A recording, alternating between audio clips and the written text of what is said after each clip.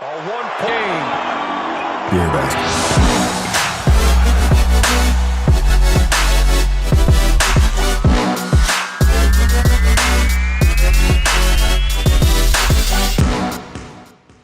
Salut à tous, bienvenue à la maison, bienvenue chez The Upset Media, nouveau débrief de la 21e journée d'Euroleague avec moi pour m'accompagner. Ils sont là, ils sont tout beaux.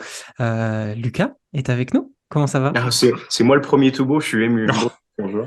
Bah On parle oui, pas de bah ton attends, pull, à hein. chaque fois, à chaque intro, On parle tu pas nous de fais son une pull, hein. dépression où tu commences à râler, donc Ah fallait non, bien ça va que... pas non plus. Ah non. Et il y a Romu avec nous, comment ça va Romu?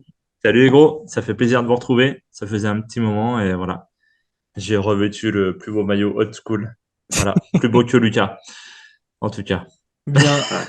on Voilà. va directement entrer dans le vif du sujet avec les news. On en a plusieurs à aborder.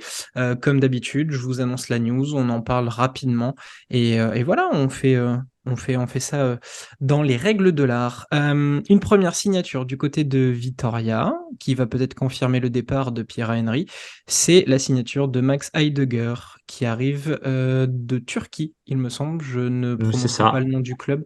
Je ne voudrais pas me mettre Lucas est avec le la communauté spécialiste. turque à dos. Ouais. Mais du coup, un profil pas forcément très connu de nous tous. Qu'est-ce que vous en pensez? Au moins, déjà, Romu, sur le principe, ça a l'air de pousser Henry à un vrai départ. Bah, en tout cas, ça respire ça en fait. Et du coup, je suis allé voir ses stats et il a l'air de plutôt pas mal tourner en Ligue turque. 19,5, meilleur marqueur de son équipe. Euh, Merkez, Merkezen Fendi, je sais pas, ils sont Merkezen 11e. Fedi, Belidizi, Denizli Merci. Paket. 11e au classement turc. Meilleur À des marqueur de souhaits. son équipe. Écoute, est-ce que ça va remplacer Pierre Henry? Bah, c'est à voir. De toute façon, ils n'avaient pas le choix. Il fallait qu'ils recrutent un joueur hors Euroleague. Donc, à voir ce que ça va dire. Tu Yes. vois? Lucas, qu'est-ce que t'en penses, toi, de cette signature? J'ai essayé de regarder rapidement des petits highlights, de voir, j'ai vu qu'il n'était pas drafté, qu'il avait fait un long cursus universitaire. Ça a l'air d'être quand même encore une potentielle arme offensive, donc dans le basket de Peñarroya et le jeu pratiqué par Baskonia, bon, ça a l'air d'être logique. Bon, attends, on dit ça, mais il y a des équipes qui font pas de recrutement logique, donc bon. Euh, à voir. Je suis d'accord avec Romu. Je pense qu'on est tous un petit peu déçus, tristes de voir Pierre-Henry se dérouler comme ça. On a vu Hum. des vidéos où il était dans la salle en tenue civile à faire des câlins aux fans et tout, et tu vois qu'il avait beaucoup d'amour. Donc bon, ça n'empêche pas de d'être puni si t'as fait quelque chose de grave. Il Mais va peut-être accoucher dans 9 mois. aïe aïe aïe, j'ai Cooper be like. À voir, à voir. J'ai pas eu l'impression qu'il avait le potentiel génie à la passe que qu'Henry peut avoir par moment. J'ai surtout vu des grosses qualités offensives, shooting qui est plutôt sûr et certain. À voir, pareil, hein, même chose, adaptation dans une équipe d'Euroleague en mi-saison. Qu'est-ce que ça peut donner? Ça reste, voilà, il faut du mouvement, il faut rester dans la dynamique. Donc, voilà, on va regarder sagement les premiers Hum. pas. Puis ça va Bah, tu vois, peut-être aussi... Oui, je vas-y, voyais, Romu. il tourne à 6 passes en Ligue turque, Ouais, en mais qu'est-ce que ça BCL. vaut? Mhm. Qu'est-ce que ça va là en Euroleague? Après, mais quand tu vois le jeu de Baskonia, enfin, ouais, à partir du moment où ça distribue du caviar, ils sont, Mhm. ils sont plutôt sexy en ce moment, Baskonia. Donc, Puis il faut jouer voilà. sur deux tableaux aussi. Peut-être qu'il sera beaucoup utilisé en Ligue En espagnole, Peut-être. championnat, ouais. j'imagine, Et au vu de... il connaît bien le championnat espagnol. Je crois qu'il a déjà joué, en fait. Donc, Je ouais. vais repasser, mais il me semble qu'il est pas, il est passé, oui. Oui, il est passé en On championnat regarde. espagnol, ouais. Il l'a fait, il Je me l'a demande s'il a pas fait. gagné l'Eurocup avec Il a Valence fait ou Maccabi et Maccabi, anecdotique. Basket Oldenburg. Il est pas encore Ah passé. non, il est passé en Allemagne. Pardon, je me trompe. Autant pour moi. Yes, le joueur que tu veux peut-être dire, qui est passé par Valence, Montremu, c'est la news d'après. C'est la rumeur qui enverrait Matt Thomas au Pana. Parce que Matt Thomas, l'Américain qui jouait aux Bulls la saison dernière, a joué à Valence. Lui est passé par Euh, Valence, exact. qu'est-ce que ça vous fait? Le Pana n'a pas l'air d'être beaucoup plus Bah, avancé sur ses pour, signatures que ce qu'en disait le président et le coach. pour quelqu'un qui annonçait open bar, Bah, voilà. ils se sont fait Ça siffler ressemble à un Shabazz coca. Napier déjà. Voilà, Voilà. on y viendra tout à l'heure. Ouais. On nous promet Monts et Merveilles, les pétrodollars qui arrivent, voilà. Et puis Ouais. finalement, Bah, Matt Thomas, du coup, ça, ouais. alors du coup, j'ai pas trop suivi la NBA, donc je peux pas connaître trop le joueur, mais vu ce que ça annonçait Open Bar, je te disais, voilà. extérieur footer. Ouais, ça ajoute un procureur de plus peut-être.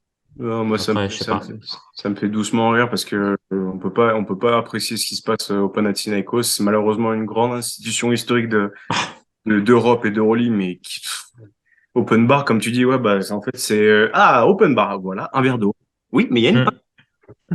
Ah, c'est peut-être la paille qui fait Vous tout. voulez en un fait. parasol 3,50? Ah, comment ça?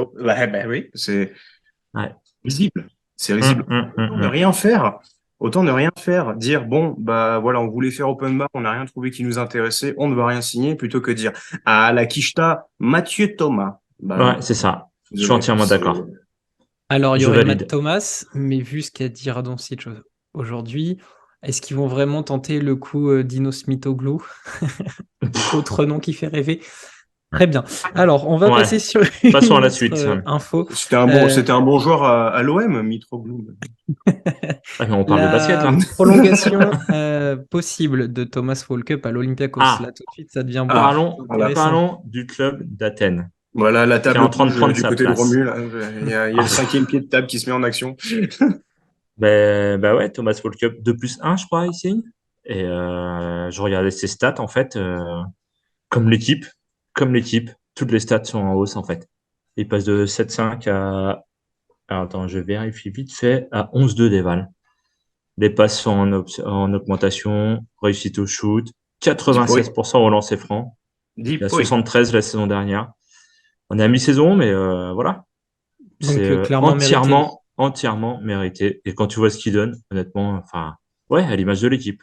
Franchement, validé à Parler de bon, 100%. parler de bon management, bah voilà. Tu re-signes Vezenkov sans trade clause pour la NBA. C'est ça. Thomas Walkup. Ils Qu'est-ce vont, que tu veux dire? ils vont nous dire qu'ils ont changé le sang de Kostas Loukas et qu'il a désormais 24 ans. Et puis bon, bah c'est bon. On l'a Ouais, carrément. Carrément. Bien, Olympiakos est bien en train de mérité. prendre la place à Athènes. Tout doucement. Un autre club qui gère bien toute son affaire, c'est Milan. Avec la signature de Shabazz Napir. Voilà, ça y est, c'est officiel. Il débarque en Italie. Hum. On imagine, au vu de toutes les déclarations de Messina, on y reviendra après, que ça y est, ils vont se relancer, ça va jouer les playoffs, tout, tout va pour le mieux dans ce club, non? Bah, Gigi y croit. J'ai encore vu un truc ce matin. Gigi y croit, en fait. Après, visiblement, quand tu vois les résultats et tout ça, c'est peut-être faisable pour eux, mais putain, Napier, c'est pas non plus une valeur sûre, quoi. Je sais pas ce que vous en pensez, mais Lucas a l'air d'être convaincu, hein. J'arrive, 2 secondes. attends, j'ouvre la porte pour Lucas, mais honnêtement, enfin, ouais, je sais pas. Est-ce que ça vaut le coup de miser sur un joueur comme ça? Je sais pas. À Alors, toi, Lucas. Alors, déjà, je vais commencer par rappeler ce que... enlevez ton pull. Non, pas, jamais. Il y a rien en dessous, donc doucement. Ah. Je vais rappeler les propos de Malcolm Delaney qui s'est exprimé sur le podcast Urbonus, dont les propos ont été traduits par votre serviteur sur @TheUpsetMedia. Suivez-nous sur Twitter. On est bientôt à 1000 et il y aura bientôt un petit cadeau, voire même deux, qui sait, on sait pas. Du coup, qui expliquait qu'en fait, Messina a tendance à être assez défaitiste. Bon, les violons, la traviata et tout, enfin tout ce que tu veux. Mais il a dit quelque chose que je trouvais assez juste, de cette idée de bon bah ok, la saison est peut-être flinguée, mais pas tant que ça parce qu'ils s'ils entament un gros run, si ils entament un gros run, ils pourraient aller essayer d'approcher au moins la fin du top 8. Tout semble jouable de cette année dans la saison Euroleague. Et il a dit que il fallait se reconcentrer peut-être sur d'autres objectifs pour que tout redevienne d'une manière plus fluide et naturelle sur le champ de l'Euroleague. Et il y a un petit peu de mieux récemment quand même. On a TLC qui commence à préchauffer, Brandon Davis qui devient un petit peu plus prépondérant en attaque. Ça n'a toujours pas gagné, hein, je crois. Les 5 derniers matchs sont des défaites. Mais voilà, il faut constater quand même un petit mouvement. Voilà. Sur le cas Shabazz Napier, pas Mais emballé. tu crois qu'il est capable d'apporter quelque chose pour les... Enfin, honnêtement. À part une bonne gestion et bonne moitié de match à l'infirmerie, je sais pas. Ouais, Saison blanche, un zénith. Hein, c'est ça. il est venu, il a vu, il reviendra plus. Donc voilà. 31 ans, déjà passé par pas mal d'équipes NBA, d'équipes tout court. En G-League, Alors, le fait voilà. qu'il vienne de G-League, tu peux te dire qu'il est potentiellement en forme, mais Hmm. ça ne change pas grand-chose. Voilà, moi, qu'est-ce qu'on peut attendre de lui? Je sais pas. J'espère beaucoup de gestion de la passe et peut-être, voilà, essayer de fluidifier un peu une attaque morte, tout simplement, côté Milan. À part, je prends la balle, je tente, toi, prends la balle, tente, et toi, ouais, vas-y, bah, vas-y. Ouais. Au moins avoir un mec qui dit, venez, on pose des trucs, on tente quelque chose.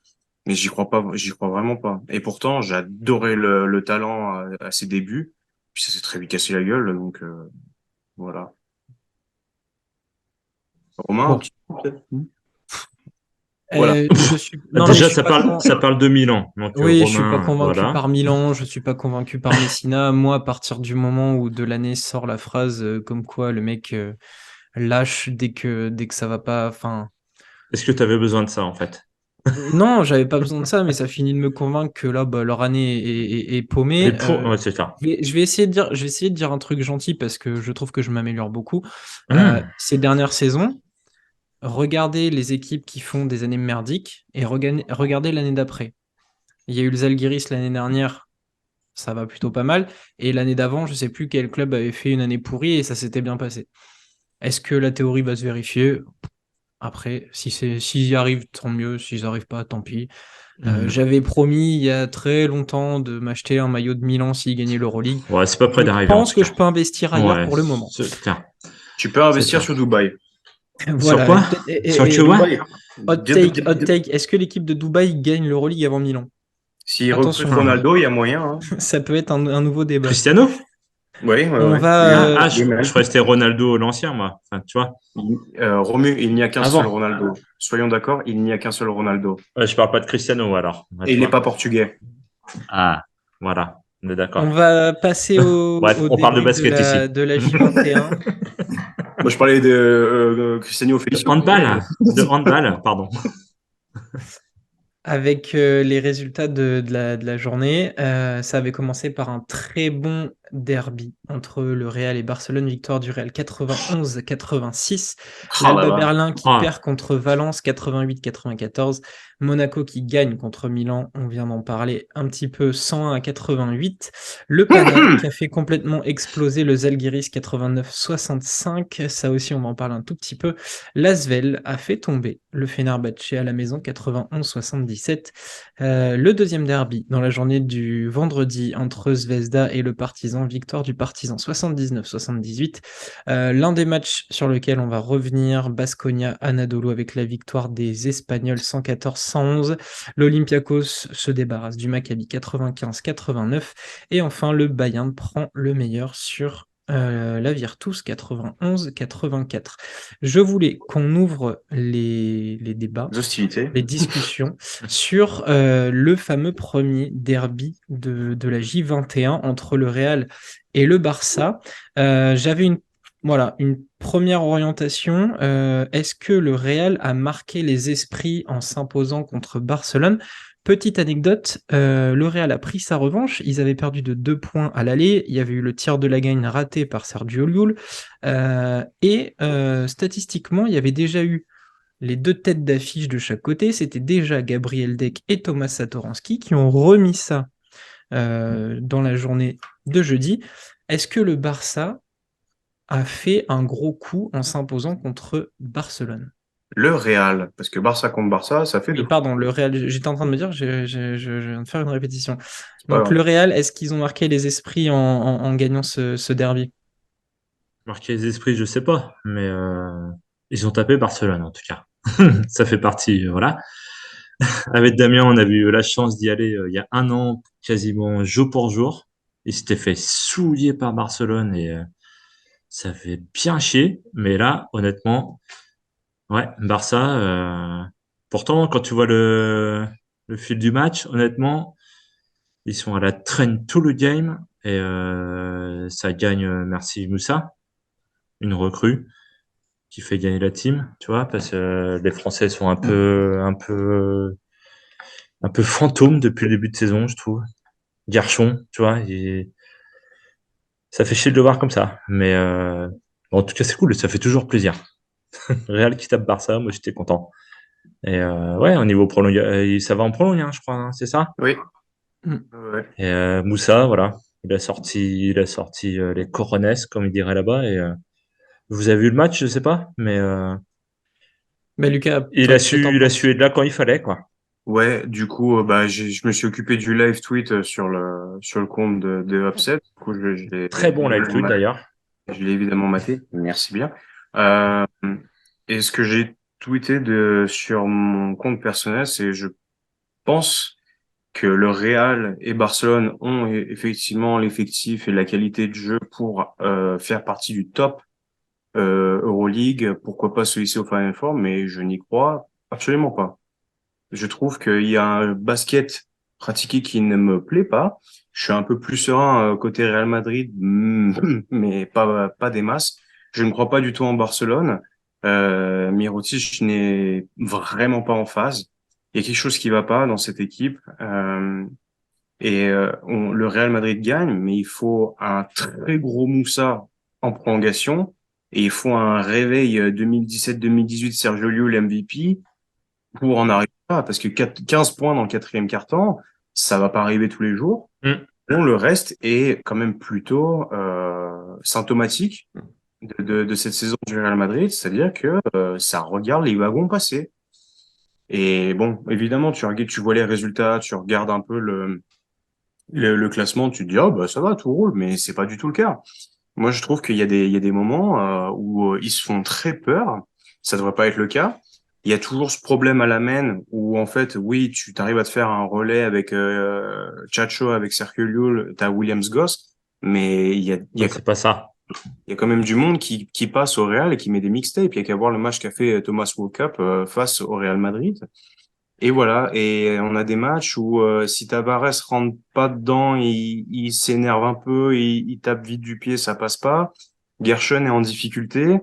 On a Gabriel Deck qui est plus ou moins le seul à être constant, mais ça reste quand même un taiseux et on n'en voit pas toujours. On n'a pas toujours cette impression quand on le regarde. Sur le parquet, c'est peut-être différent, mais euh, mais voilà. Et par exemple, un joueur où j'ai vraiment l'impression que c'est le seul à secouer l'effectif, c'est Fabien Causeur. Quand il rentre en jeu, il se donne, il se bagarre, on le voit, il est vocal, il donne de l'énergie. Et on a eu cette impression-là, justement, au Palacio de los Deportes, est-ce que on a vu Rudy Fernandez aller près des fans, bouger, essayer de réclamer cette bronca. C'est un classico, pardon YouTube, mais voilà, faites quelque chose, quoi, les gars. C'est aussi ce moment-là où les fans doivent se montrer et d'avoir justement plusieurs joueurs de l'effectif lever les bras, demander à avoir la foule qui réagit. Il fallait un espèce de sursaut d'orgueil. Et voilà, comme je le dis, il a fallu un énorme Sergio Llull et un très gros Zanan Moussa pour en arriver là. Donc, je reste sur cette opinion que les deux équipes iront potentiellement loin en play-off, mais ça gagnera pas. Mm. Alors Je suis justement, d'accord. tu as abordé deux points très intéressants. Le premier, c'est parler du coaching de Chus Mateo. C'est donc un jeune, entre guillemets, coach en Euroleague qui apprend les ficelles du métier au très haut niveau. Je me suis dit, est-ce que il se rapprocherait pas d'un Ataman plus qu'un Penaroya ou un Gonzalez? C'est-à-dire, il va être plus là pour gérer un vestiaire, des égos, faire juste tourner une machine avec du basket sans, voilà, sans grande fantaisie, plutôt que d'être un scientifique du jeu et proposer quelque chose d'alléchant. Est-ce qu'on tend vers ce type de profil-là? Peut-être, mais moi Ah, ouais, je l'ai vu pardon. pousser des gueulantes en temps mort. J'ai la chance de comprendre un peu l'espagnol, ça passe pas. C'est-à-dire que tu as vraiment un effectif qui est bras ballants, qui entend des gros mots, qui entend un mec qui secoue un peu l'effectif. Et en fait, vraiment, c'est cette impression que si le duo, on va étendre le trio Deck, mais surtout le Moussa Tavares, si ça ne marche pas, si Tavares est un peu hors de son match, prend très vite de faute, c'est une défaite. Je te tiens. Et puis, Donc c'est presque de c'est pas, l'autogestion? c'est pas forcément un jeune coach. Ça fait quand même 10 ans qu'il était Bah, Oui, avec mais je veux Pablo dire Lasso, quoi, tu vois. en tête, en, en coach principal en Principal. Euroleague. c'est ça. C'est un rookie en coach principal Bah, il d'Euroleague. gagne le titre en Espagne l'année dernière. Enfin, tu vois. Et sur des bases, sur des fondations qui ont été posées, qui était déjà là par Pablo, mais mais enfin, du coup, je ça pense pas repose sur, qu'on peut le considérer comme un jeune coach, tu vois. Enfin, non, ça, non. il a l'effectif qui suit. Enfin, ouais, je sais pas. C'est peut-être Mais un problème de discours ou c'est ça. ouais, c'est pas le Real de l'année dernière, tu vois, qui a régalé au niveau basket. Ouais, mais c'est pas le même Voilà, génie, moi, c'est pas le même génie de coaching du coup. Non, c'est ça, c'est cette bah ouais, idée. mais il a le même effectif, quasiment. Enfin, tu rajoutes Chacho, enfin, c'est pas non plus, tu vois, il connaît la maison, en fait. Déjà, il y a une fin de Ça cycle sent. qui est claire et nette. C'est Yul, Causeur, Rodriguez, Fernandez. Commence à se faire Bah, de vieux. toute façon, on l'amène, on en parlait depuis la saison dernière, hein. Voilà. Enfin, c'est Et le point. Ils ont résolu le problème Moussa et Maisonnia. puis Azonia, mais la main, elle est toujours pas résolue, hein. Tu rajoutes des mecs de 35 piges. Enfin, tu vois Chacho, les passes qu'il fait, il balance des passes, mon gosse. L'autre jour, mais honnêtement, il balance des trucs dans les tribunes, quoi. Enfin, le Chacho, voilà, c'est. Alors, je suis pas fan des joueurs espagnols, hein. Il y a pas beaucoup de joueurs espagnols que je respecte, mais Chacho fait partie quand même des meneurs solides. Et quand tu vois ce qu'il balance en tribune, tu dis, mais. Enfin, ouais. La seule Pourtant, chose que j'aime bien chez Matteo, sa manière de gérer Corneli en entame de jeu. On l'a vu souvent lancer dans 5 majeurs. Il prend ses 10 minutes en premier quart-temps sur la première période. Il joue ses 10 minutes et il est déjà à 8 points. Et puis, il a mis des petites ficelles. il est Mais après, propre. Mm. donc, voilà. Moi, je reste persuadé que Chus Matteo n'est pas un coach, peut-être très bon assistant coach, ou alors peut-être pas dans cette équipe-là. Il y a un Mm. effectif qui est beaucoup trop rempli pour pas avoir ce genre de résultats et surtout pas ce sentiment. Parce que les résultats Mm. sont bons, parce que l'équipe s'auto-gère. Il y a quand même des mecs qui sont là depuis des années, C'est ça. qui ont bâti cette institution-là, pardon, et tu rajoutes des mecs comme, voilà, Gershon, tu rajoutes des mecs comme Vincent Poirier, tu rajoutes des mecs comme Ezonia, tu rajoutes des mecs comme Moussa, MVP l'année dernière. Donc voilà, je pense même qu'Ataman a plus de génie tactique et, et beaucoup plus de cojones que Matteo. Mm. Ok, c'est Et on parle intéressant. d'une équipe qui est deuxième au classement, quand même. C'est Tu intéressant, vois? oui, oui, mais du coup, c'est ce que disait Lucas, c'est un petit peu l'arbre qui cache la forêt. Ah, c'est ça. Un arbre qui s'appelle Tavares et un génie qui s'appelle Moussa qui a l'air de prendre tout seul les clés de la ville de Madrid. C'est ça. On enchaîne avec nos petits Français de l'Asvel. Un match gagné contre le Fenerbahçe, 91-77, je l'ai dit en intro des résultats. L'Asvel, ils sont pas si morts que ça. En tout cas, les derniers résultats semblent aller dans ce sens-là. Est-ce qu'il fallait juste un D-Bost pour régler les problèmes? Moi, j'ai une théorie. Je vais vous laisser discuter Balance. du match. Annonce-la, Je l'annonce direct. direct. Vas-y. Ouais. Euh, j'ai la sensation, en ayant fait partir Parker Jackson Cartwright et en faisant venir D-Bost, que TJ Parker se retrouve dans une situation qu'il aime beaucoup ces dernières saisons, c'est-à-dire deux meneurs, deux guards très forts, capables de tenir la balle, de se compléter, et toujours avec ce profil de très grand à l'intérieur. Donc là, c'est Fall. Uh-huh. Et du coup, là, il se retrouve avec un Nando de Colo et un D-Bost. D-Bost, on le voit sur le début de match contre le Fenerbahçe, il met 3 points d'entrée, il y a un 11-0, ça met déjà la tête sous l'eau du Fenerbahçe. Et j'ai l'impression que c'était ce petit truc qui va pas changer forcément la saison, on va pas dire qu'ils vont devenir champions, mais j'ai l'impression que avoir un complément solide à côté de Nando de Colo, ça va participer à une amélioration de l'effectif. Il y a 2 ans, c'était Hurtel et Norris Cole. L'année dernière, Okobo, Chris Jones. Là, on se retrouve avec Nando de Colo, D-Bost. J'ai aussi eu la sensation, alors après, c'est encore trop petit comme échantillon, mais j'ai l'impression que Nando De Colo n'a plus à porter tout le temps le ballon. Il a plus cette charge de tout faire lui-même. Et en fait, il est que dans un rôle de finisseur quasiment, où il profite du jeu qui est créé pour lui. Donc voilà, j'ai la sensation que D-Bost, il fait partie d'une des solutions. J'ai regardé, j'ai l'impression que TJ Parker retrouve un équilibre. On a dégagé les joueurs qui étaient très en difficulté, qui n'était peut-être pas adapté à son projet. Et là, il a trouvé en D-Boss quelqu'un qui va pouvoir aider Nando De Colo et l'effectif entier. C'est en tout cas la sensation que j'ai. C'est ce qu'on a vu sur le match de jeudi ou vendredi? Jeudi? Je dis. Jeudi? Ouais. Quand Nando est débarrassé, ils sont deux à pouvoir créer, je pense. Tu vois? Quel kiff d'avoir Nando en deuxième arrière, de Et pouvoir Nando fait un scorer. match énorme, Ah avec bah, 26 points, il y a 3 26 rebonds, 5 pions. passes, 30 Ouais. dévals. C'est lui le MVP du match. Il lui manque 10 pions pour passer deuxième ou premier au classement des meilleurs marqueurs de l'Euroleague, tu vois. Et quand tu le débarrasses de ça, je pense que l'Asvel a été vachement sexy, je trouve. Enfin, je dis, tu vois, par rapport aux autres matchs qu'ils ont pu proposer là. Et puis le Fener, fallait quand même le Fener qui revenait plutôt pas mal parce que ils ont un peu galéré, tu vois, des blessures, tout ça. Les prendre comme ça à la gorge et leur mettre quasi 20 points, honnêtement, ça a été costaud de la part de l'Asvel, quoi. Et, Ils ont été intelligents en annihilant l'impact de leur secteur intérieur, ce qu'ils font très bien. hum, D'ailleurs, c'est pas la première fois que ça revient. Là, Motley, je crois qu'il fait 6 déval ou un truc comme ça. ouais, Un truc comme ça. Mais je crois qu'il l'avait déjà fait contre Mustapha Fall, contre l'Olympiakos. Ils avaient pas mal gêné le secteur intérieur du Barça. Et j'ai l'impression qu'ils ont l'effectif déjà pour complètement stopper ce genre d'effectif avec des intérieurs impactants. hum. Lucas, toi, qu'est-ce que t'en penses déjà de ce que je viens de dire et puis de cet Asvel qui a été très convaincant? Je comprends tout à fait l'idée. Je pense qu'il est évidemment encore très tôt pour se prononcer. Euh, J'aime bien l'idée proposée. Évidemment, ça peut que me redonner un peu envie de suivre Lasvel que du coup j'ai décidé de boycotter pour le bien de notre collectif et puis pour le bien de l'équipe, puisqu'apparemment quand je les regarde pas, ils gagnent. Bah arrête, en fait.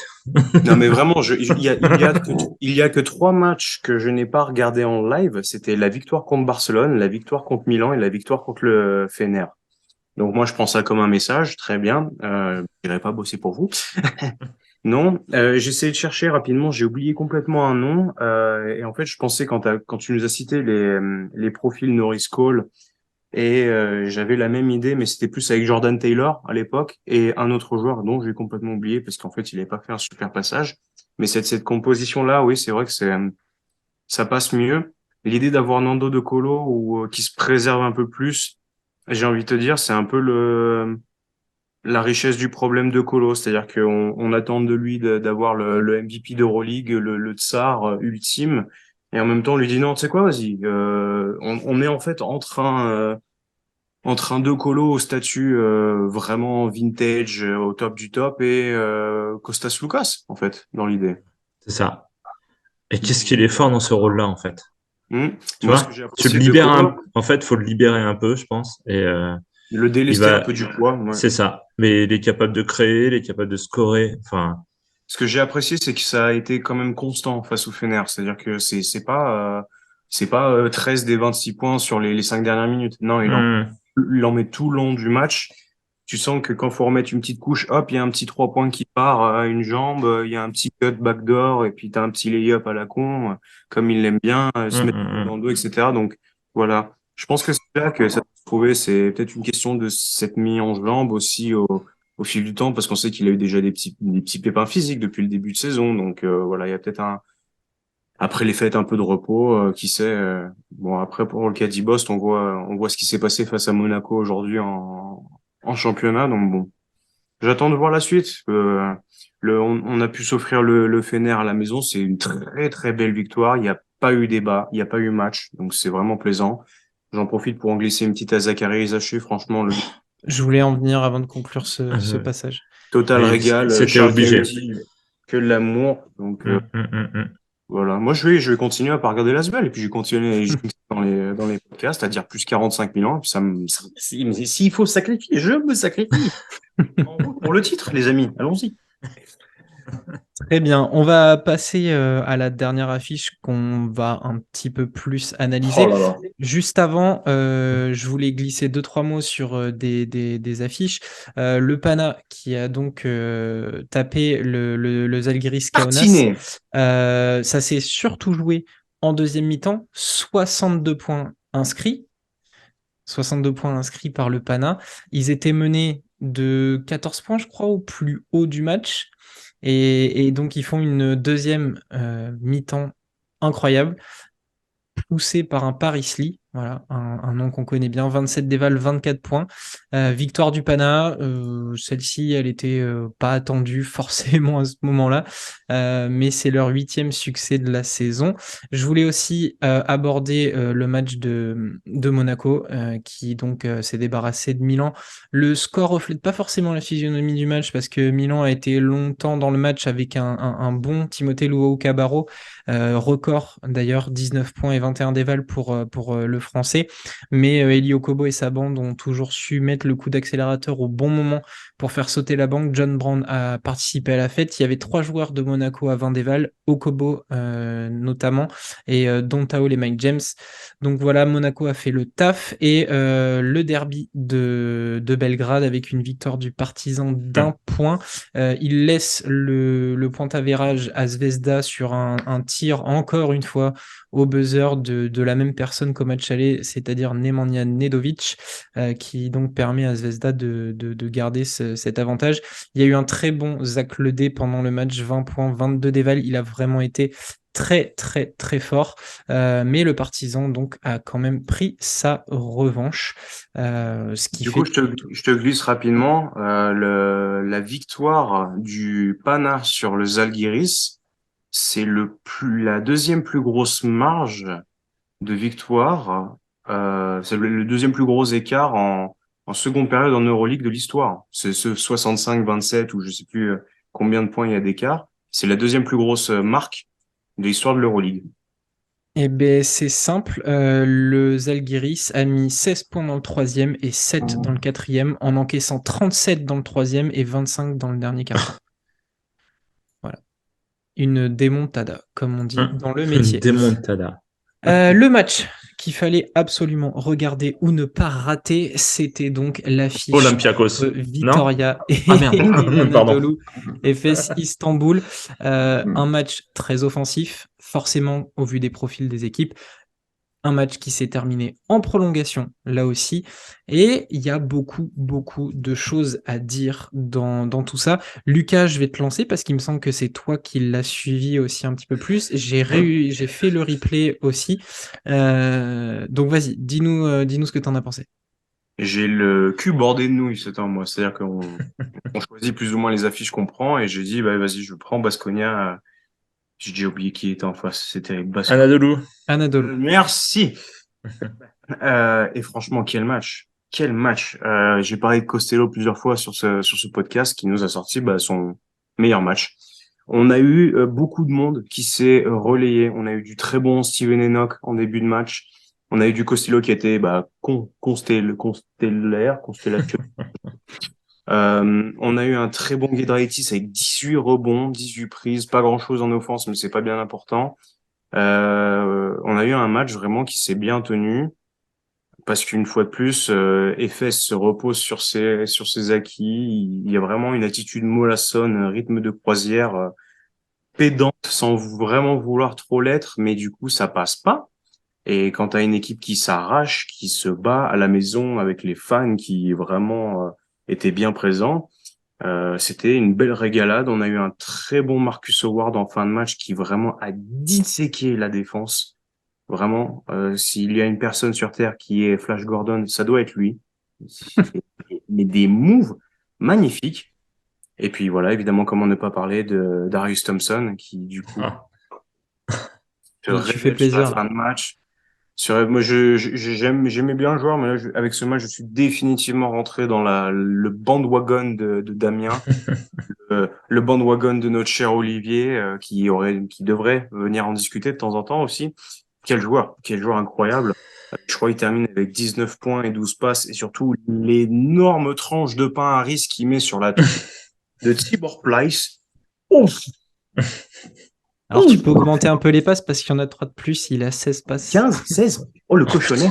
Ah oui, mais t'as dit 12, donc oui, il a 4 de plus, tu vois. régalé, en fait. Il fait Et 19 points, 6 rebonds, 16 soldat de l'ombre. passes, 36 dévals, 141 dévals.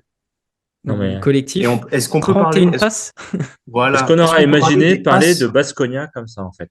Est-ce qu'on peut parler des passes par rapport au panier marqué? C'est absolument dingue. Euh, Vraiment, dans mes notes, j'ai mis meilleur match de la saison. Il y en a 2 ou 3 où j'ai vraiment écrit meilleur match de la saison. Je n'ai déjà plus en tête lesquels étaient les autres, mais celui-là est vraiment magnifique. Scénario sublime. Et en face, parlons des fesses un petit peu quand même. Eh ben, pas beaucoup de Clyburn, du Misic très en Pas dilemme. mal. Rodrigue Bobois. Et voilà, l'homme de l'année, La classe Rodrigue Bobois. incarnée. C'est ça. Franchement. Voilà un joueur avec qui j'aimerais discuter et j'aimerais lui dire Ah là là. tout mon amour pour le jeu qu'il réalise, ce mouvement sans ballon, cette faculté à transpercer, à remettre le couvercle à chaque fois, à tuer froidement. Je crois qu'il finit à 4 sur 7 à 3 points, peut-être même plus. Voilà, c'est absolument, Hum. absolument dingue. Et pas déçu, mais encore un peu mal au cœur pour Shane Larkin qui a vraiment du mal à se mettre en route encore sur ce début de saison. On a eu un très bon Ante Zizic qui s'est pris une tartine de Ouais. l'équipier Brian Dunston. Il s'est pris un doigt. Il a dû lui péter le plancher orbital parce qu'on le voit derrière avec un énorme pansement dans le troisième quart-temps, il me semble. Et ça a peut-être été aussi un petit tournant parce il était vraiment parti pour faire un très bon match. Voilà. Très bien. Moi, je reste persuadé que Marcus Howard et Shane Larkin ont des gènes en commun. Leur style est définitivement très très proche. Marcus Howard a une vitesse incroyable, comme tu l'as dit, sur ses stop and go, les 3 points, les drives. Ça a été vraiment exceptionnel à voir. Tu as parlé de Rodrigue Bobois, très bien. 13 sur Euh, 9, j'ai regardé du coup. Darius Thompson, voilà, je suis fou d'amour pour lui. Il a été important dans l'intelligence, dans ses lectures sur les pics. Il a su se cacher, il a su faire que des bonnes choses. C'est pas aveugle après. Il a vraiment été très juste. Costello, c'est l'intérieur moderne par excellence, le QI-basket et l'utilisation sur les pops pour faire s'écarter les intérieurs moins mobiles et plus grands de l'Anadolu. J'aimerais aussi revenir sur l'Anadolu, j'ai la sensation, alors c'est peut-être que mon idée à moi, mais j'ai la sensation que l'Anadolu, ils sont en train de faire une petite revue d'effectifs. Ils essaient de remettre tout le monde dans le wagon. Shane Larkin, il est revenu il y a 5 matchs, il est déjà titulaire. Chris Singleton, il est revenu il y a 3 ou 4 matchs, pareil, il est titulaire quasiment à chaque fois. J'ai l'impression qu'on est en train de les remettre dans le bain. Misic était sur le banc en Hum. début de rencontre et finalement Ataman est en train de voir que de toute façon il ne sait pas faire avec des nouveaux. Enfin, c'est clair, le nombre de fois où il a gâché des nouveaux et des nouveaux jeunes parfois, Petrousev, Moussa, Polonara, il n'y arrive pas avec Mbaye, Zizic, c'est pas toujours très brillant non plus, même si là Fallait il a faire fait revenir moi et très moi à ce bon match. prix-là, hein. Et du coup, en fait, Il est on parti. s'est retrouvé à un moment donné dans le match où il y avait Larkin, Misic, Clyburn en nouveau, Dunston et Singleton. Donc en fait, il va faire avec son équipe de base qui lui a ramené Bah, deux c'est vrai. titres. Et finalement, j'ai la sensation que pour l'instant, on remet les mecs qui étaient blessés ou qui reviennent comme Chris Singleton et Shane Larkin. On fait jouer un petit peu tout le monde, bon, sauf les joueurs turcs parce que c'est le principe de base au Fener et à l'Anadolu. Hum. Mais j'ai la sensation qu'ils sont effectivement sur un rythme de sénateur qui se cache. Mais par contre, j'ai la conviction que ils vont essayer de se choper une place en playoff. Ils vont peut-être galérer à jouer ces playoffs, peut-être emmener la série en 4-5 matchs. Par contre, sur un match au Final Four, attention. Ouais, mais Attention, ils parce ont. que là, ils vont pouvoir lâcher les chevaux et ils ont le talent Et puis et ils ont quand même les l'effectif. joueurs pour Clairement, répondre en fait. Tu vois, clairement. Donc, Clyburn n'est pas à l'abri de claquer un gros game. ben, c'est Misic, ça. il balance un Missy, missile. Larkin, ils sont tous capables Voilà, de faire c'est exploser la ça. maison. Et c'est là où j'ai l'impression qu'Ataman va encore nous sortir une dinguerie. Certains journalistes disent bah ils cherchent peut-être un nouveau challenge. Ils ont gagné 2 titres, alors peut-être qu'ils veulent venir gagner le titre en partant de la 8e place et voilà. Ouais, Moi mais j'ai vraiment attention la quand même. sensation que là ils sont en train de se remettre dans le Dans le mood. bain, Ben voilà, on remet les gars en place tranquillou, on prend nos aises et puis ils vont faire une fin de Hum. saison incroyable. Et en playoff, après, playoff Final Four, on sait que là, c'est royal pour eux. Donc c'est attention quand à même cette dommage. Anadolu. c'est quand même dommage d'avoir fait une telle intersaison, d'être dans la saison la plus dense, relevée, on va voir comment on l'appelle derrière, de Euroleague, et de proposer un basket si pauvre. C'est quelque chose de tout à fait compréhensible, surtout quand on voit cette notion de load management maintenant qui est de plus en plus populaire. Mais qu'est-ce que c'est dommage de ne pas avoir une équipe qui se bat, qui regarde droit dans les yeux le Fener, l'Olympiakos, Monaco sous ses meilleurs jours, et de se dire qu'on est en soi privé d'un potentiel juste parce qu'ils sont conscients de leur talent et qu'ils vont prendre leur temps.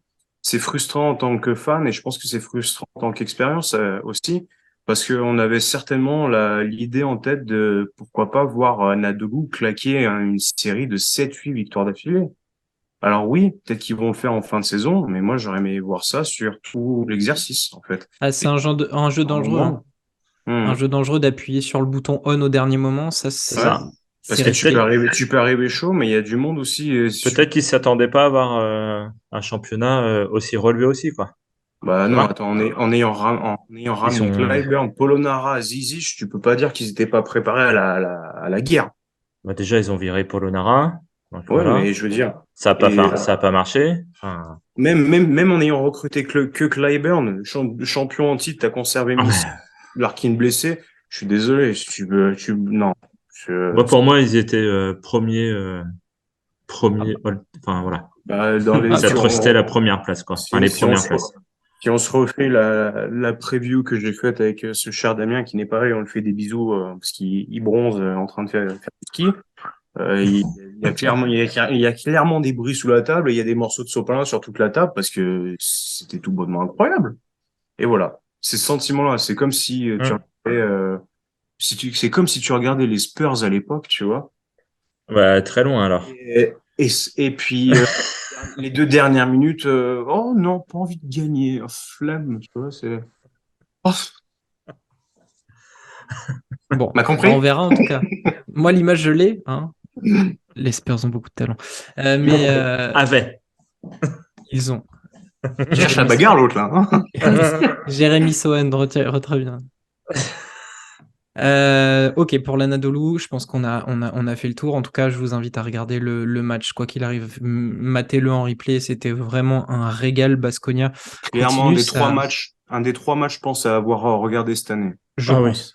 Je pense. Très clairement, c'était un match sublime. T'as commencé à en parler. Très bonne Oui. transition. On va faire donc cette discussion. C'est pas forcément un débat là, mais c'est une discussion. Est-ce qu'on a l'Euroleague la plus relevée cette année? Je sais que déjà il y a les copains, on va dire, de Squeak, les confrères, j'oserais pas, on n'est pas encore peut-être à leur niveau. Ah, Mais nous, de ils nous ont appelé les copains, hein, bon, ben alors c'est les les copains. copains de The Upset Media, c'est les potos, c'est, Alors, les copains de Squeak, on avait déjà fait un sujet là-dessus sur l'Euroleague la plus relevée. Euh, je vais balancer quelques infos et puis je vous laisserai en débattre. Pour l'instant, au classement, l'Olympiakos et le Real sont premiers avec 14 victoires, 7 défaites. Ils en devancent 21 matchs. Ouais, c'est ça. en 21 matchs. Ils devancent donc un trio Fenerbahçe-Barcelone, Monaco, qui sont derrière à une seule victoire. Suivent Vitoria et le Zalgiris à 12 et le Maccabi à 11 avec Valence juste derrière en 9. Les derniers sont Berlin et Milan avec 6 victoires pour 15 défaites. Je me suis amusé à fouiller un petit peu dans le passé récent, donc c'est-à-dire les 4-5 dernières saisons. Et du coup, j'ai trouvé l'année dernière, à la même journée, donc J21, eh bien, Barcelone et Madrid étaient en tête avec 2 victoires de plus que les leaders actuels, donc 16 victoires pour les deux équipes. Et les derniers avaient Kaunas. 4 Là, c'était victoires. la ramasse. C'était Kaunas, 18e, et le Pana, 17e avec 4 victoires C'est pas bon de aussi. porter du verre, hein. Exactement. Et ensuite, donc, je suis allé chercher un petit peu plus loin. 2 ans avant, c'était carrément un trio qui était en tête. Barcelone, Saint-Pétersbourg, Moscou avec 15 victoires. Et le dernier, c'était le feu Khimki Moscou avec 2 victoires, 19 défaites. En 2019-2020, l'Anadolu dominait outrageusement le championnat avec 18 victoires et mettait 3 victoires d'avance au trio CSK Real Barça. Les derniers du classement, il y avait 4 équipes, Zalgiris, Alba Berlin, Zénith, Bayern avec 7 victoires. Et je crois que j'avais regardé que ça. Voilà, exactement. Donc, en fait, on se rend compte d'une chose, c'est que il n'y a jamais eu aussi peu de victoires en haut, mais il n'y a jamais eu autant de victoires en bas, sauf la dernière année où ils sont à 7 victoires. Ça joue le top 8 se joue à 2 victoires. Là, je regarde le 14e qui est la Virtus à 2 victoires de retard sur le Maccabi, 8e. Avec tout ça, messieurs, est-ce qu'on assiste à l'Euroleague la plus relevée? Moi, j'aurais tendance à dire peut-être la plus Danse. compacte, dense, voilà, où les équipes sont vraiment capables de se battre toutes entre elles. C'est peut-être pas la plus relevée parce que ça, enfin, je sais pas si ça se vérifie vraiment. Peut-être faudrait fouiller statistiquement plus en profondeur. Mais j'ai vraiment l'impression que cette année est une année particulière. Ouais, ça ressemble à la Betclic Elite en fait, tu vois, un championnat de danse où les gros peuvent tomber contre, enfin les gros entre guillemets, tu vois, contre des petits en fait. Et après c'est cool d'avoir un championnat, tu vois, où t'as moins d'écart qu'on pouvait peut-être constater avant, je sais pas.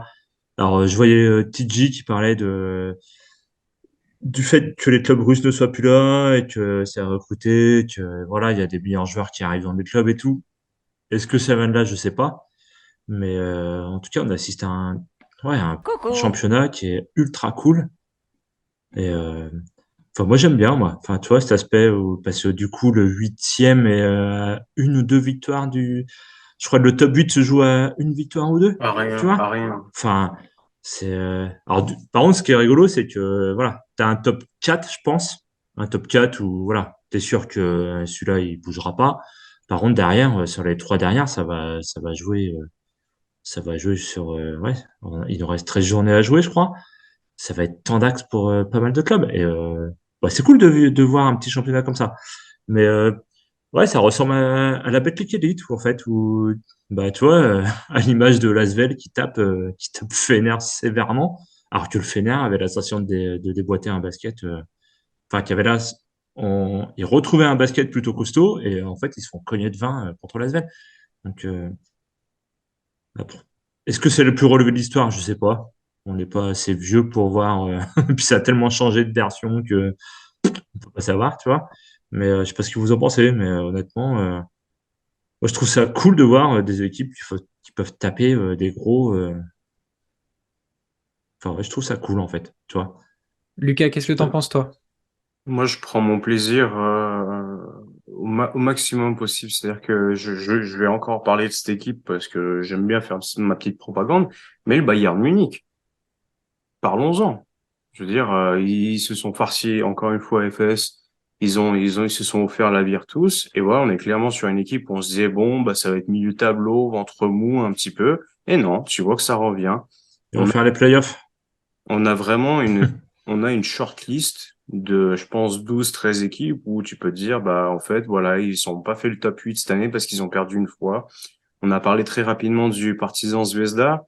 Bah voilà, le 3 points de Nedovic, il va peut-être changer pas mal de choses à la fin de l'année quand il faudra faire le compte. Et si on a le Partizan et Zvezda qui sont à égalité, et au goal average, ce sera l'étoile rouge qui va passer.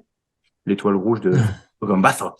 Donc voilà. Et ça va peut-être être une des premières fois où on va avoir le premier qui affronte le deuxième qui affronte le premier, le huitième, pardon, le deuxième, le septième, et on va se dire, ouh! Moi, j'ai souvenir des séries, par exemple, c'était quoi? C'était Barcelone-Bayern, où il y avait eu aussi. C'est aller au bout de la C'est série en allé, fait. ouais, c'est allé en 5. Et Hein. voilà, et là, tu te dis cette année, qu'est-ce que ça peut être? Je veux dire, on prend l'Olympiakos, et puis tu sais pas, en fait, il y a eu une mauvaise passe, et c'est Monaco qui est huitième, ou Baskonia. Et puis le deuxième, c'est le Fener, et puis il faut se taper Efes. Comment ça, un derby turc, là, en premier tour? Hein. Voilà, donc en tant que fan, pur plaisir. En tant que Dia Basket, on s'appelle un peu comme on veut maintenant, mais ça devient compliqué de choisir des matchs parce que si avant, hein, je sais pas, à Pana Zalgiris, on se dit ouais, bon, bah, petite purge en vue, bah non, en fait, non. Du tout. Euh, il y a eu, on en a discuté, moi j'en ai parlé avec vous, on en est arrivé presque à se faire des grosses affiches en replay parce qu'on a un peu l'idée, on a un peu l'échantillon, on sait comment ça peut se passer. Et en fait, on va plus se focaliser sur des équipes. Bah, moi, personnellement, ces derniers temps, c'est énormément de Baskonia, c'est énormément de Bayern, énormément de Valence. On en a parlé il y a pas longtemps, les effectifs décimés, bah, les 5 derniers matchs, il y a 4 victoires. Pardon, comment, quoi? Voilà, la Virtus qui revient tranquillement. Donc, moi, je kiffe. Évidemment, beaucoup de monde a fait son shopping sur le championnat russe parce qu'il n'y a pas seulement que le CSKA, le Lynx Kazan et le Zénith, mais tu as aussi d'autres équipes. Bah, il y avait le Lokomotiv Kuban, par exemple. Il y a du monde qui a débarqué de Russie. Donc, bah voilà, le malheur des uns fait le bonheur des autres, comme je l'ai déjà dit ici. Ça nous offre une compétition très relevée. Tout se peut jouer à une victoire. Et on prend encore l'exemple de l'Asvel. Si on prend les matchs où ils se sont pas fait fumer parce que manque d'expérience, parce qu'en fait c'est le Cador qui trouve le dessous sur les 2-3 dernières minutes. Barcelone, Efes, et on peut aussi parler par exemple de la victoire presque volée à Valence en début de saison où ça se joue sur des calls d'arbitrage. Cette victoire-là, elle passe à rien du tout. Donc tu rajoutes 3 victoires à l'Asvel, bah il me semble qu'ils sont à quoi, 10, 11 victoires. Au même bilan Ils que sont à 11, Partizan. donc ils sont à 11 Ils si tu sont, ils rajoutes sont 3 11, donc ils sont victoires, ils avec sont Maccabi, Partizan, Valence. Zvezda. Partizan, ouais, c'est ça. Bah, ils sont Et là, même non, ils sont même devant eux parce que Zvezda, Partizan, Ils sont Anadolu, à c'est 10-11. Hein. 10-11. Hum, Et donc si tu rajoutes 3 victoires à l'Asvel, t'es top 8-9 avec Maccabi Valence. hum. et rajouter 3 victoires à l'Asvel, j'ai pris cet exemple, mais leur rajouter 3 victoires, c'est pas déconnant quand tu vois ce qui a été proposé et à quel point ils se sont fait fumer. Donc, ouais. Et on discutait en off de une émission un peu MyGM, construisez votre équipe. Et il y a vraiment une pléthore de joueurs qui s'illustrent. On avait parlé justement des sélections My EuroLeague First Team, Second Team. Et là, tu es en train de te dire, attends, qu'est-ce que je mets en pivot? Je mets quoi? Je mets Tavares ou je mets Le Sort? Ouais, et puis mais Moussoil, il fait une bonne saison aussi. Puis ah ouais, bah attends, lui aussi. Incroyable. Total régal.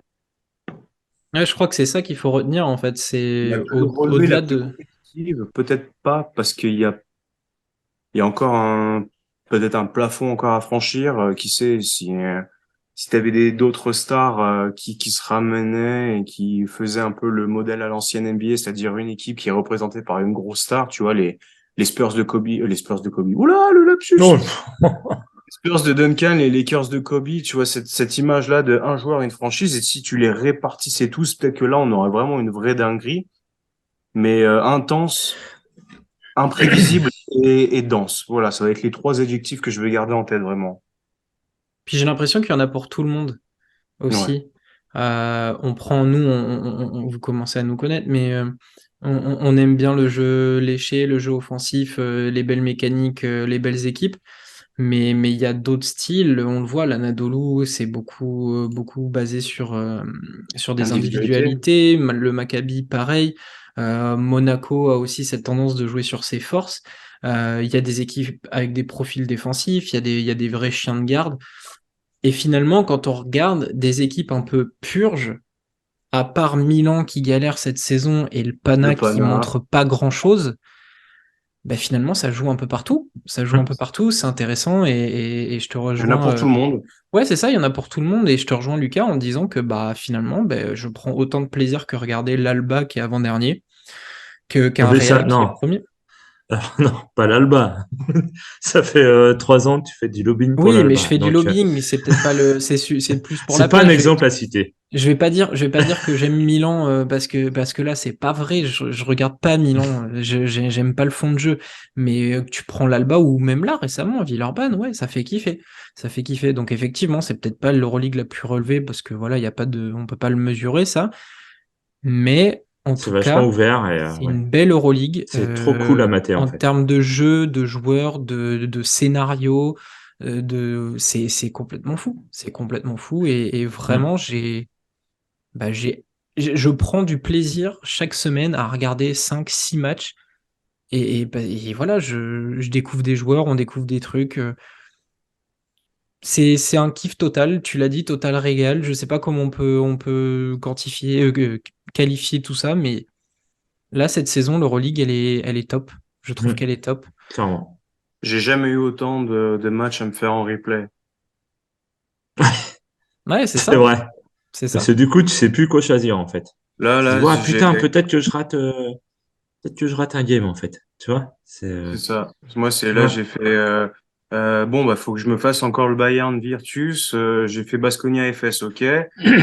J'ai fait le Partizan Belgrade, Partizan Étoile Rouge, ok. J'ai fait l'Asvel Fenerbahçe, ok. Je suis en train de finir Monaco Milan. Et il me reste encore potentiellement l'Alba Valence. Et j'ai maté aussi le Madrid. Et on arrive à une semaine d'Euroleague où au final il y a huit affiches où C'est tu te dis, ça. mais c'est un bon match. Il y a double dose qui arrive la semaine prochaine. Ouais, bah justement, on va en Eh parler peut-être. ben, On va, il va on falloir va poser du bien, RTT là, parce que, on va, on va, Voilà. on va, ou de on va y l'arrêt de venir tout de travail, suite. je sais pas, mais Oh, il y a bien deux, trois plaques de verglas sur lesquelles je peux glisser encore, moi. Un On va coccyx y- évité. On va donc enchaîner. On est tous d'accord pour dire que l'Euroleague est incroyablement belle cette saison. Dites-nous en commentaire sur Twitter ou même sur YouTube ce Sur que Twitter, vous en on le pensez. rappelle, hein, @TheUpsetMedia, hein. et On va dites pousser. I kiff Olympiakos. On va donc passer au prono rapidement. Vous me dites pour vous le nom de l'équipe gagnante. Comme l'a dit Romu, double journée cette semaine, donc programme très chargé. Il faut plus de plaisir. On commence avec la J22 qui va commencer donc le 31, c'est-à-dire mardi, Mardi. avec Jour Fenerbahçe de grève, Olympiakos. profitez-en. Fenerbahçe Olympiakos, les gars, quelle équipe pour vous? Oh, putain, ouais, belle affiche, mais ouais, Fener. mon Ok, cœur va dire Fener pour Lucas. Olympiakos. Olympiakos Olympiakos. pour Ouais, Faut faire Romu. chier Romu un peu. ouais. Je reste côté Olympiakos pour moi. Ouh. Milan, Vitoria. Vitoria. Next. Allez, Vitoria. bam. Un petit Valence-Bayern. Vous voyez, on parle d'affiches qui peuvent devenir très alléchantes. Une Valence-Bayern. piécette sur le Bayern. Ok, Lucas. Oh, le duel Jared Harper, Cassius Winston. Ouh, je, j'ai quand même une petite préférence pour le Bayern, moi. C'est mes Ouais. Trinkieri, tout ça, le ouais. petit Trinkieri, là, putain, il me Ah, fait putain, ouais. des années, donc bon. Cassius Allez, Winston. je vais sur Valence avec mon petit James Webb. Partizan Belgrade, Asvel. Partisan. Partisan. Désolé. Ok, pour moi, ça se pose Parti, pas comme question. partisan à la maison. Moi, je continue mon jinx. Partisan plus 20, plus 17. Ok. Barcelone, Maccabi Tel Aviv. Ah, putain, ouais, je sais pas, on passe. Barcelone pour moi. Ouais. Faut vraiment choisir une des deux équipes. Ouais, c'est ça, en fait. Bon, Vous allez, êtes pas, Barça. vous êtes Hop. pas obligé ou vous êtes pas obligé. Ok, bah next. Alors, je vous propose un petit Virtus Zvezda. Un Zvezda. Virtus. Zvezda, grosse Je défense peux pas dire récemment. Zvezda, Virtus. Ouais, je sais, mais Pour Isaiah, pour, voilà. ah ouais, évidemment, mais Zvezda, grosse défense. Petrousev, bien en jambes ces temps. Ouais, je vais dire Zvezda aussi. Encore un petit Roland d'acide de la défaite là. Dusko, il a perdu 3-4 cheveux encore qui collent un Tout peu. ça pour mettre dans la couette. Anadolu Zalgiris. Oh. Belle affiche là aussi. Alors ouais, Ouais. c'est à Istanbul. Anadolu a besoin de se racheter. Allez, Anadolu. Ok, moi ça sera Même Anadolu. si, ouais, Ce sera Anadolu aussi, mais avec un gros game d'Ulanovas encore. ce sera pas volé si c'est Zalgiris en tout cas. La spéciale. Alba Berlin Monaco. Ah putain, fait chier mais Le Monaco. cœur dit Alba, mais il a raison de dire Ouais, Monaco. pareil, Moi, pareil. je vais dire Alba sous l'idée que c'est une double journée, donc Monaco va en laisser filer un. J'aimerais tellement voir l'Alba en fait. Ok. Et Real Madrid Panathinaikos. Next. Madrid. Ok. Madrid aussi. La fin de semaine, la J23. Valence Maccabi. Valence pour moi. Bon, Valence. Tellement moche Maccabi. Je dirais pas Maccabi, Ouais. moi, me demandez pas, hein. Ouais, mais Non, voilà. voilà, Valence. Allez, 3-0. Bam. Milan Zvezda. Zvezda. Je dirais pas Milan. 0. 0. Je passe. Vote blanc. Ok. Barcelone-Bayern. Bayern. Ils ont tellement dû Oui. le Bayern. Le Ils aiment Bayern, tellement le faire Bayern. chier Barcelone en plus. Oh là là, Bayern. Tu le sens direct, le match de Trinkieri. Ruby C'est ça. Guidetti sur la tête de Nicolas Miranchuk. Oh là là. Ils vont leur Oh, rentrer dans la gueule Ah oui. direct. Ah oui. Rentre dans ma tête. Fenerbahçe, Alba Berlin. Comment Sarunas a encore des cheveux sur la tête pour ça, Fener. Ouais, Fener aussi. Fener aussi. Zalgiris, Partizan. Ah. Match nul. Non, on peut pas. Partisan. Allez. Enfin, voilà, vous savez mon vote, mais je le sens tellement mal celui-là. J'ai envie de dire partisan, ouais. Ouais, moi je vais te dire un petit Roland Smith game, tu vois. Il est déjà écrit celui-là. Ouais, alors moi j'ai envie de voir un gros le sort tout fracassé en Lituanie, que ça mette une clim là dans les. Ah, mais ça, c'est il fait ça, possible, il fait ça mais- dans toutes les salles, de toute façon. Donc voilà. Non, ouais, allez, je vais dire Kaunas, mais d'un poil de cheveux, justement, certainement de Sarunas qui l'aura perdu. Face à- Ok. Monaco-Real Madrid. Real. Parce que voilà. Monaco-Real l'année dernière, c'était Gabriel Deck qui les avait torchés en prolongation. Il va faire la même. Real. Mmh. Moussa. Bim. Il est souille. Moi, j'ai peur que ce soit Monaco parce que je vois Il y a trop peu de de monde, il y monde a trop de monde stopper. pour- Je vois Trop de monde pour tellement. mettre une mixtape au poste 1, là, entre Okobo, Voilà, James. c'est ça. C'est juste pour ça. Je vois Ouais. personne stopper le duo. J'ai pas envie de voir James et voilà. J'ai envie de voir Real. Ok. Moi, Olympiakos. Ah oui, pardon, Lucas. vas-y. je vais dire Monaco, mais un peu pas à contre-cœur, mais bon, Real Madrid, à jamais dans mes veines. Ok. Pareil. Olympiakos Anadolu. Gros match Anadolu. sur le papier. Olympiakos. Olympiakos Anadolu. Oh, pop, pop, pop. Au pire. Ouais, Oli. C'est le cœur. Costas Lucas, je sais pas s'il sera de C'est retour. c'est mais, justement ce que Barzokas va dire à Ataman. Allez, au lit. Allez, Oli. Hop. Lucas. Ouais, au lit, Olympiakos. Olympiakos, ok, d'accord, Mm. très bien. Vitoria Panathinaikos. Vitoria pour moi. Basconia. Oh, on peut avoir un match, oh, le 50-point game de Dwayne Bacon. T'es fou, quoi. Non, il Basconia, régale tellement Basconia. Basconia en ce moment que, ouais. Ok. Non, mais attends, 50 points dans la défaite. Ah oui. Et Ok. pour commencer les vacances et conclure la journée C'est 23, vacances. L'Asvel contre Bologne. Ça va être un beau match aussi, je pense, ça. Ouais, allez, Asvel. Oh, Teodosic de Colo. Est-ce que Scariolo peut encore faire un mauvais coup à un coach français? Contre TG, je sais pas. Est-ce que Dibost va encore faire du mal à Milos Teodosic? Ah, Milos, ouais. Moi, je continue mon jinx. Il y a énormément de viande dans la raquette de la Virtus, donc ils vont tartiner l'Asvel. Ouais, c'est ce qui manque à l'Asvel. Ok. Du Bako, du Jaite. Mais j'aimerais bien Voilà. que l'Asvel, voilà. Moi, je me dis qu'ils vont se faire avoir aux partisans, l'Asvel. Du coup, ils vont battre Ils vont se la rattraper. Virtus à la maison. Allez, je pars là-dessus. Et attends, du coup, j'ai déjà oublié, mais la Virtus joue contre Zvezda. Ouais, bon. Ok. On a fait le tour de ce débrief de la Yes, sir. J21. On a même donné nos pronos. D'ailleurs, il faudrait qu'on prenne l'habitude de débrief les pronos Ouais, parce que je crois que t'étais pas parce mal, que- toi. Parce que moi, le rookie là, regarde le parrain. Mis à part le pull, il est pas mal, en fait. Oh là là, mais l'autre, attends, on fait un podcast basket, il vient avec un t-shirt de foot. Qu'est-ce qui me brasse là? Non, mais attends. C'est Attends, mais remue sur le fond vert, sur le fond vert, tu maillot de disparais foot. par moment. La Merde. manche, elle devient le mur devient le. Non, mais non. Bon, vous allez régler vos comptes en dehors de Kluivert, l'émission. Bergkamp, mon gars. Tu vois On repart donc dans nos analyses, dans nos matchs à regarder. On vous invite forcément à vous abonner sur YouTube. Ça commence à grimper là aussi, mais surtout Twitter. Twitter, il reste une dizaine, je crois, 14, 13 Un petit là, à chouïa. l'heure actuelle, avant petit de passer chouïa. les 1000 abonnés, ce qui devient assez sérieux, je trouve, pour un petit média de clown qui discute de basket européen toute la semaine. Messieurs, merci de m'avoir accompagné encore une fois et on se retrouve très bientôt. Ouais. Allez, ciao, À ciao tout le bientôt, monde. ciao.